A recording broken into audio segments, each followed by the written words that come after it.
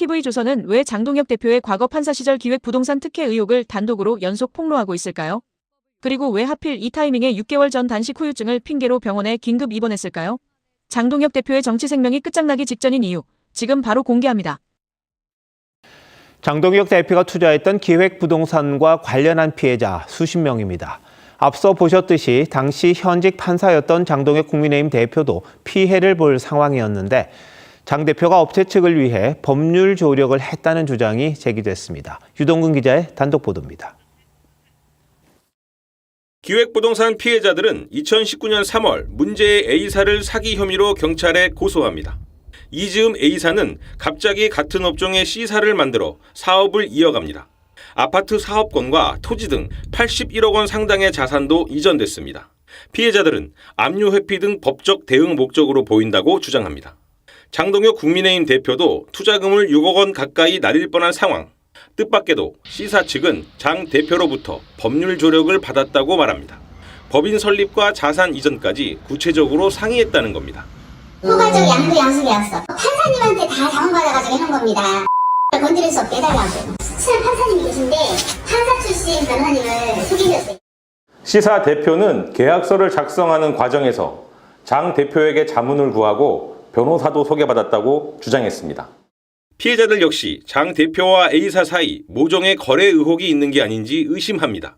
한 명 때문에 다른 사람이 피해를 본 거 속상하죠. 왜 회사 측에서는 이 한 명만 해주라고 했을까? 힘 있는 사람이기 때문에 그런 거 아닌가.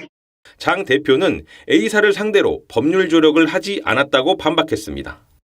문제가 있으니까 별도의 법인을 설립한 거로만 알고 있지 제가 법인 설립하는 데 있어서 제가 그 과정을 알길 합니까? 방법을 알길 합니까? C사 대표 역시 장 대표 조력 관련 과거 발언은 실수였다고 말을 바꿨습니다. 기획부동산 투자에 이어 위장업체까지 등장하면서 장 대표 관련 부동산 의혹이 증폭되고 있습니다. 진짜 말이 안 되는 사람 얘기를 한번 해보려고 하는데요. 장동혁 씨입니다. 갑자기 입원을 했다고 그래요. 아픈가요? 모르겠습니다. 하여튼 여러 가지 이야기가 나오고 그 국힘 안에서 사퇴론도 거센데요. 일단 지금 사기 특혜 의혹, 기획부동산 이건 뭡니까? 이거 이제 제가 고발을 했던 사건이에요. 네. 연초에 저희 민생경제연구소에서 고발을 했었는데 어. 그때는 그렇게 주목을 안 받았거든요. 네네. 근데 느닷없이 TV조선에서 이게 막 계속 보도가 나오는 거 보니까 그것도 조금 시기가 좀 묘하긴 합니다만 이게 어떤 거냐면 장동혁 대표가 판사 시절에 그 가족들이 약 10억 원 정도의 이제 장동혁 대표 지역구 근처에 있는 서산 땅 쪽에다가 약 700제곱미터 정도를 투자를 해요. 10억 정도를. 근데 당시에 그 기획부동산 업체 A가 있습니다. A. 네.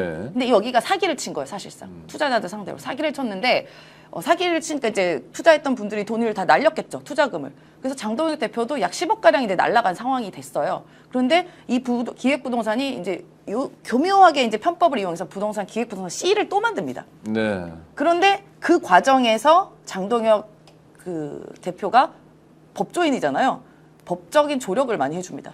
이래저래 여러 가지로 법적인 조력을 C를 기획하고 만드는데 조력을 해주는데 희한하게 장동혁 대표 가족만 대토로 보상을 받습니다. 잃어버린 10억 원을. 자기한테 사기를 친 사람들한테 한테 도움을 주고 6억 정도를 그러니까 토지를 대신 보상을 받아요. 6억 정도를. 근데 나머지 투자자들은 한 푼도 못 받았거든요. 그 전문 용어로 양아치라고 하는 범죄인데요.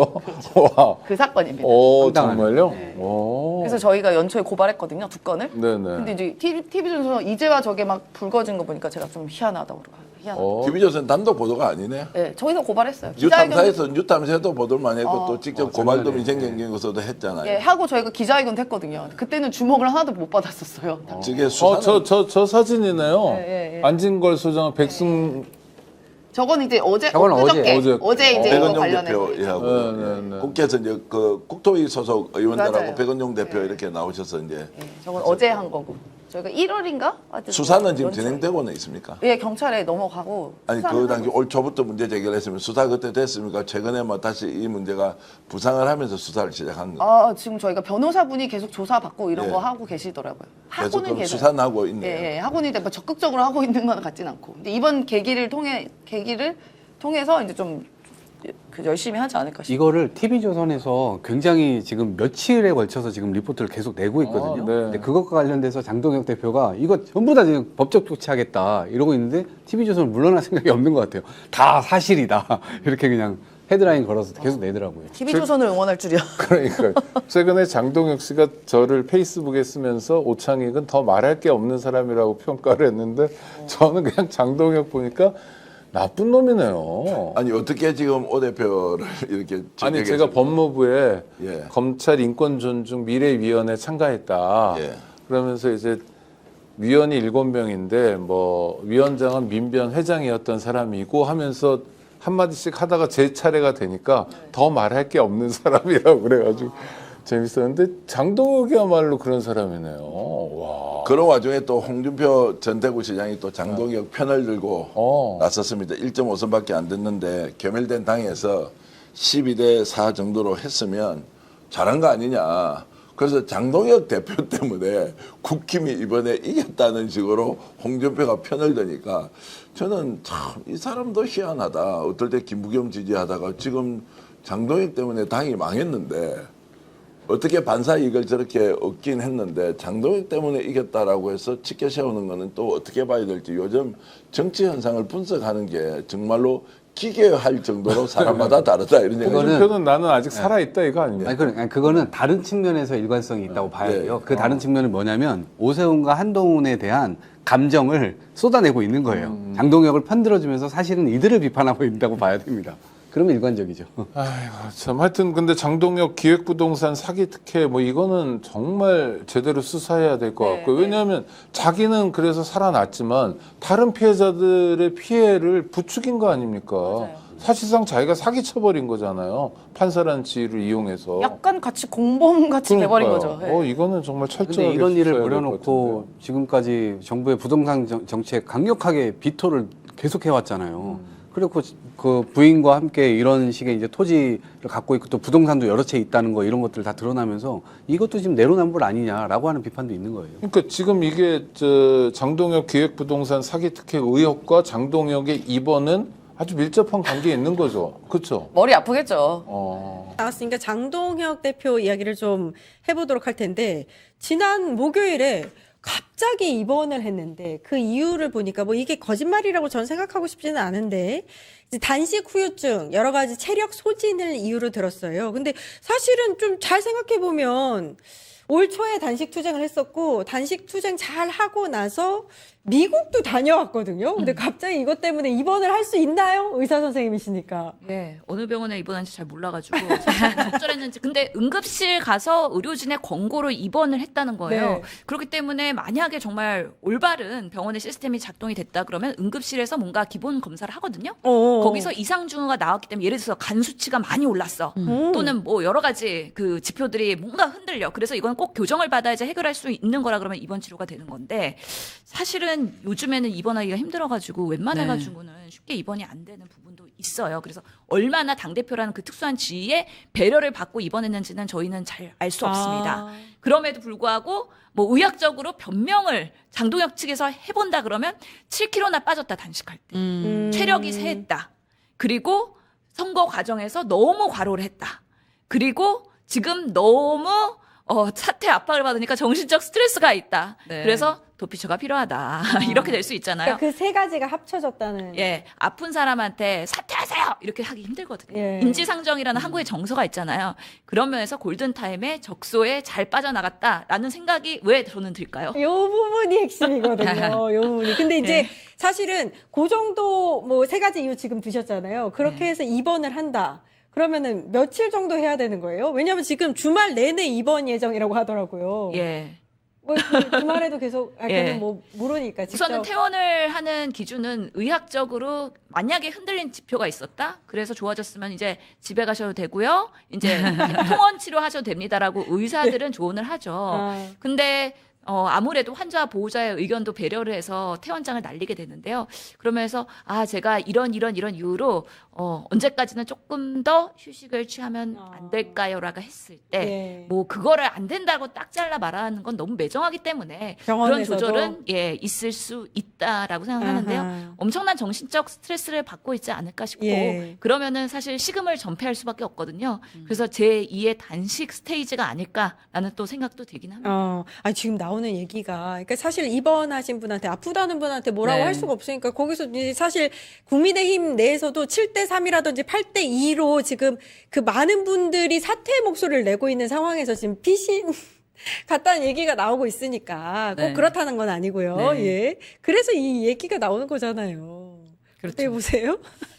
아니 근데 저는 몸이 나빠졌을 수는 있다라고 생각해요. 너무나도 스트레스를 안 받으면 정말 정신승리잖아요. 우리 지난번에 정신승리 얘기를 한번 했는데 장동혁 대표님은 인간이 할 수 있는 정신승리를 충분히 많이 하셨기 때문에 지금 매우 많은 스트레스를 받으실 수밖에 없고 그런 차원에서 이제 한 박자 쉬어 가시는 것도 너무 나쁘지 않다라고 네. 생각을 합니다. 뭐 근데 이거를 무조건 보통은 그렇게 볼 수는 이렇게 없고. 위기가 있을 때 네. 단식도 하고 뭐 필리버스터도 네. 하고 막 되게 극단적인 굉장히 행동을 했는데 건강하셨죠. 그 모든 일을 하실 때는. 근데 네. 이게 사실 장동혁 대표의 특징이고 전략적인 맞아요. 방법인데 굉장히 특징적인. 네. 근데 이제 이번에는 이번이었고 다음엔 더 극단적인 걸 할 것이다 이런 얘기가 있거든요. 그러니까 사실 장동혁 대표님 입장에서는 사실 한동훈 의원이 새로 등장한 상황에서 어떻게 다음을 꾸려야 할지 고민이 될 수밖에 없지 않습니까? 그런데다 이제 오세훈 시장도 살아 돌아왔고 본인이 지금 가장 중심에 서야 하는데 중심에 서지 못하는 상황에서 이게 굉장히 좋은, 그러니까 어차피 몸도 안 좋은 상황에서 이게 좋은 이슈를 만든 게 아닌가라는 생각이 듭니다. 예. 공교롭긴 한데. 네. 근데 저는 그래도 사실은 부정선거론자들과 연대하고 그리고 윤 어게인과 같이 화합하고 이런 본인의 뒷배에 정치적 배경이 있잖아요. 이게 이번에 작동을 했다고 보거든요. 실제로 경기도 쪽에 의원들이 사퇴하라 하고선 기자회견 하려고 했는데 취소했다는 거잖아요. 1시간 전에. 뭐 김은혜, 뭐 안철수 이런 분들을 포함해서 그렇기 때문에 정말 내가 극단적인 행동을 해가지고 이 사람들이 환호를 한다? 그러면 나는 다음 길이 있다라고 생각을 하는 거예요. 지금 사실 장동혁 사태는 시간 문제다라는 많은 그런 국민의힘의 내부의 그런 정서들이 그래요? 있잖아요. 가면 갈수록 지금 사퇴해야 된다라고 생각하는 의원이 7대3이었다가 8대2로 변하고 있는 그런 분위기라고 하고 의원총회 열리면 험악해질 수밖에 없고 사실 최고위 열어도 사퇴해라라고 압박하는 우재준 양한자 그리고 뭐 신동원 김재원 의원 어떻게 할지 모르겠지만 그렇기 때문에 이거는 시간이 해결해 줄 것이다. 그리고 본인이 내년 8월까지 그 자리를 유지할 수 있을지 그 누구도 모르는데 이제는 버티기 작전에 들어갔다라고 보고요. 그리고 우리 정치 현안이라는 게 되게 빠르게 변하잖아요. 정말 날마다 변하고 정말 일주일 이상 가는 이슈가 없거든요. 이 고비만 어떻게든 버티면 또 다른 이슈가 터져가지고 장동혁 사태에 대한 그런 이슈는 또 들어간다. 그러면 나는 또다시 그때 짠 하고 나타나서 뭔가 멋진 필살기를 보일 수도 있다라는 생각에 희망회로를 돌리고 있지 않을까라는 예측도 해봅니다. 근데 제가 그리고 저는 이런 생각도 드는 게 장동혁 대표는 굳이 사퇴하지 않을 것 같아요. 네, 계속 버틸 수밖에 없는 상황이고 그럼 버티는 방법으로 아까 얘기하셨던 것처럼 약간 이게 사태와 관련된 시선을 약간 흐트려는 방법은 있을 것 같고 그럼에도 불구하고 지금 장동혁 대표의 버티는 이 방법들이 그러니까 그 당규나 이런 내용들을 봤을 때 그냥 단지 사퇴를 얘기한다고 해서 그러니까 본인이 사퇴하지 않는 한 끌어내릴 수 있는 방법이 없어요. 그리고 보면은 국민의힘은 항상 언더찐윤이라는 사람들이 있었잖아요. 기득권의 중진 의원들. 절대 표면으로 드러나지 않는 이 사람들이 장동혁 다음의 사람들에 대한 대안을 아직 못 찾은 것 같긴 하거든요. 그래서 장동혁이 내려오는 게 우리한테 유리해? 다음 공천권이 그래서 한동훈이 뭐 다른 사람들이 새신파가 왔을 때 본인들이 위험하거든요. 그렇기 때문에 보이지 않는 거대한 손이 장동혁을 지켜줄 수도 있어요. 그렇기 때문에 이 위기만 모면을 하면은 지금 국민의힘 지지율 잘 나오잖아요. 대통령 지지율도 떨어졌는데 그러니까 다음 총선이랑 대선에서 우리한테는 기회가 있다고 생각하는 건데 이 부분을 잘 유지해 나가면서 빌드업하겠다라는 또 누군가의 계산과 이런 것들이 분명히 작동하고 있을 거다라는 생각이 듭니다. 그런 작동 때문인지는 모르겠는데 제가 지금 뭐 하나 보여드릴게요. 지금 어떤 홈페이지가 생겨났는데 당원의 힘이라는 홈페이지입니다. 여기에서 강성 지지층 사이에서 장동혁 지키기 움직임이 벌어지고 있다. 이 장동혁 사퇴를 주장하는 의원들의 전화번호를요, 이 홈페이지 안에서 지금 공유하면서 문자 폭탄까지 보내고 있대요. 그래서 사실은 아까 말씀하셨지만 앞서서 뭐 김은혜라든지 여러 가지 경기도 뭐 의원 측에서 이 기자회견 하려고 했는데 사퇴 기자회견 이것도 취소된 것도 이거 영향 아니냐 이런 얘기도 나오고 있는데 이거 되게 이 움직임도 좀 의미심장하네요. 예. 근데 이 정도의 지지도 받지 않은 당대표가 버틸 수는 그래요? 없죠. 네, 저는 그렇게 생각해요. 이건 강성 당원, 그 장동혁을 믿는 강성 당원들과 그 지지층이 있기 때문에 장동혁 대표가 여태까지 버텼던 거고, 그 목소리와 움직임이라고 저는 생각을 하는데요. 근데 그리고 이 안철수, 김은혜 이런 분들도 다음을 생각하시는 분들이잖아요. 이제 전당대회가 뭐 내년에 있을지 당장 올해 있을지 모르겠지만, 근데 안철수도 이제 체제 정비하고 언젠가는 나한테도 기회가 다시 오겠지라고 기다리지 않겠습니까? 그러면 강성 지지층들이랑 척지면 안 된다라는 그런 정부적 판단을 하는 거예요. 그렇기 때문에 뭔가 소신껏 지금의 상황에서 본인이 주도해갖고 국면을 전환하려는 거에 매우 취약하고 눈치 보는 지금 정치를 하고 있는 거 아니냐라고 말씀드릴 수 있는 거죠. 약간 이제 장동혁이 흔들리고 있는 그 틈을 타서 지금 한동훈 의원은 굉장히 바삐 움직이고 있는 게 보여요. 국민의힘과 함께 의원들과 함께 법안도 공동 발의하고요. 뭐 선관위 관련된 법안이었던 것 같은데, 그리고 이제 친윤계들이 많이 포진되어 있는 공부 모임에도 한동훈 의원이 이제 그 가입을 했어요. 뭐 이런 것들이 사실 본인의 조금 그 지평을 좀 넓혀가고자 하는 그런 행보가 아닌가 싶은데 국힘 내에서의 예, 그거 어떻게 보세요? 네, 한동훈 의원은 계속 콜을 하는 거죠. 자기가 보수 재건의 희망이라고 자기를 스스로를 정의를 내리고 움직임을 갖고 복당하겠다, 돌아가겠다라고 계속 얘기를 해왔던 거고, 그럼에도 불구하고 지금 국민의힘은 한동훈 의원을 받아들일 준비가 아직은 덜 된 것 같아요. 그래서 제 생각에는 바로 복당을 할 수 있을지는 좀 모르겠고. 바로는 힘들겠죠. 네, 힘들다고 생각을 하고요. 그리고 지금 아까 얘기하셨던 그 법안 발의와 관련돼서 사실 사전투표를 없애자라는 법안이거든요. 예. 그리고 이틀 동안 투표를 하자 이런 건데, 저는 정말 대한민국을 어떻게 정말 너무 잘 이해를 못하고 있다라는 생각이 들어요. 이거에 대해서. 사전투표를, 그러니까 제도라는 건 어떻게 운영하는 게 이제 문제인 것이지, 사전투표는 굉장히 좋은 제도고 선진제도라고 저는 생각을 하거든요. 그래서 그걸 무조건 이번에 뭐 투표 용지 부족으로 인해서 부정선거론과 합해서 사전투표를 없애겠다라는 것 자체는 굉장히 성급한 판단이고, 예. 심지어 이틀간 뭐 투표를 한다? 저는 정말 많은 국민들이 투표를 하지 않을 것이다. 그러니까 사실 네. 내용도 별로 적절치 않은 맞습니다. 법안에 지금 국민의힘 의원들이 발의를 했다고 같이 공동 발의에 이름을 올리지 않았나 싶은데, 국회의원을 해보셨으니까 사실 이 공부 모임에 가입하는 거, 요게 어느 정도의 의미를 갖는지. 그다음에 이제 법안 발의도 사실은 예. 전자 시스템에 의해서 뭐 국힘 의원들이 야 우리 하자 해서 같이 한 게 아니라 그냥 한동훈 의원실에서 보고서 이거 국힘 의원들 많이 했습니다, 우리 발의하겠습니다 하고서 서명했을 수도 있잖아요.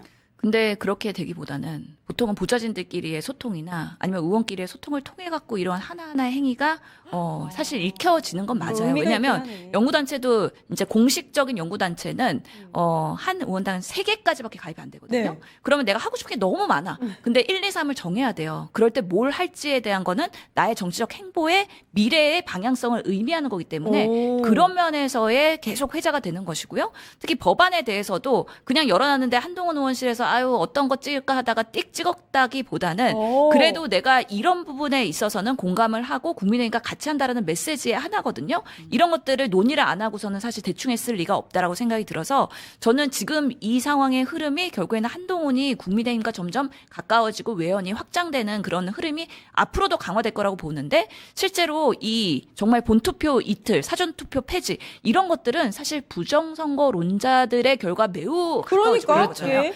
한동훈의 그동안의 주장과는 많이 다른데 맞아요. 그럼에도 불구하고 한동훈이 국민의힘에서 다시 보수의 뭔가 중심이 되기 위해서 지금 그런 부정선거론자들까지도 내가 포용할 수 있다는 하나의 행위로 익혀지고, 지금 국민의힘의 의원들이 장동혁이 내려오면은 그 다음에 누가 공천을 하지 이 고민 많이 하고 있을 거 아니에요. 그럼 나는 누구한테 줄을 서지? 이왕 줄 쓸 거면은 먼저 서야지 기회가 더 오는데. 특히 그런 면에서 뭐 김대식 의원이랑은 포옹을 하고 그리고 이인선 의원은 의원총회 같이 가요. 이런 벌써 빠른 모두 전환들이 일어나고 있는 거잖아요. 그래서 국민의힘에서 한동훈한테 점진적으로 가까워지는 기회는 계속해서 지금 벌어질 것이다. 그러다 보면 어느 순간 들어오게 될 가능성도 저는 있다라고 생각하거든요. 그래서 그런 정치의 속성들을 한번 관전 포인트로 보는 꿀잼이 앞으로도 펼쳐질 거다라는 약간 생각입니다. 가랑비에 옷 젖듯이 지금 국민의힘으로 한 발 들어가고 있다. 그렇죠. 근데 이제 오늘 공개된 일본의 요미우리 신문의 인터뷰를 보니까요. 한동훈 의원이 벌써부터 2030년에 벌어질 그 대선에 네. 그걸 또 언급을 했어요. 그러니까 온갖 그 머리 뇌구조의 한 80% 90%는 지금 대선에 가 있는 것 같아. 한동훈 지금 의원. 너무 신나셨거든요. 그러니까. 제 생각에는 초선 의원이 이래도 되나요?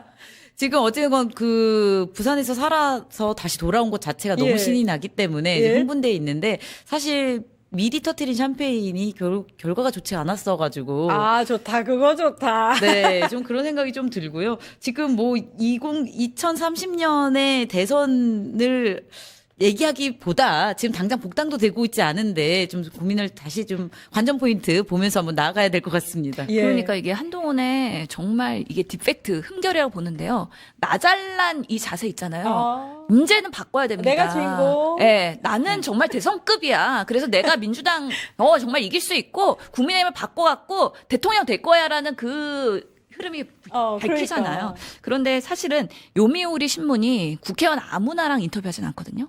그만큼 일본에서도 한동훈의 그런 보수의 역할에 대해서 움직임을 예의주시하고 그러면서 인터뷰 단독으로 기회를 준 거기 때문에 한동훈 입장에서는 요미우리가 나를 그러면서 흥분했겠죠. 그러다 보면은 약간 오버하게 되고 과잉하게 되고 그러면서 속내가 이렇게 적나라하게 벌써부터 드러난다라는 네. 생각이 듭니다. 아, 이게 좀 이게 겸손한 모드였으면 국민이 나를 필요로 하느냐에 달려 있다. 뭐 이렇게 그런 질문에 이렇게 답할 게 아니라 아직 무슨 대선이냐. 이제 막 국회의원 시작했으니까 의정 활동에 좀 집중을 하겠다. 이렇게 근데 한동훈 의원이 사실 좋았을 텐데. 검찰에서도 공보를 그렇게 활용을 잘한다고. 그랬었죠. 언론을 그렇게 잘 네. 활용했지 않습니까? 그래서 과연 요미우리가 바로 그냥 한동훈을 직접 컨택을 했는지, 본인이 한동훈 했다. 쪽에서 컨택했는지는 좀 아직 미스테리하다. 그 가능성이 있는데요. 네. 예. 좋은 지적이십니다. 예. 끝장 토론. 아니군요. 정치하는 언니들. 여기까지 하겠습니다. 신현영 전 의원님, 김하나 대변인님 고생해 주셨습니다. 감사합니다. 감사합니다. 국힘당 내부의 밥그릇 싸움에 대한민국 민생이 무너지지 않도록 다시 한번 눈을 부릅떠야 합니다. 오늘 영상이 유익하셨다면 구독과 좋아요 꼭 눌러주세요.